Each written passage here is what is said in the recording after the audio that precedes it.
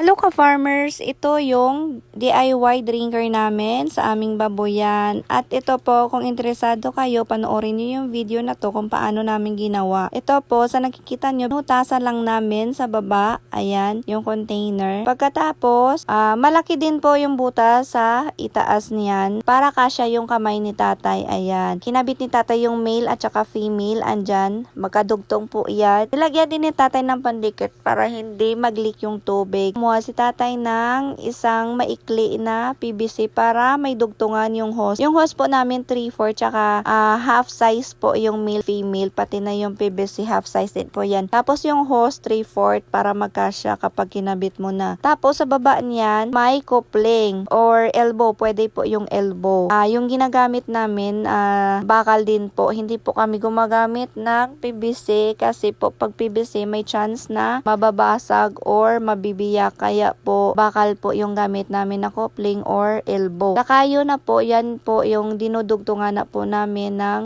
pig drinker. Yung gamit po namin na pig drinker ay stainless para po hindi kalawangin. At yan lang po, sana nakatulong.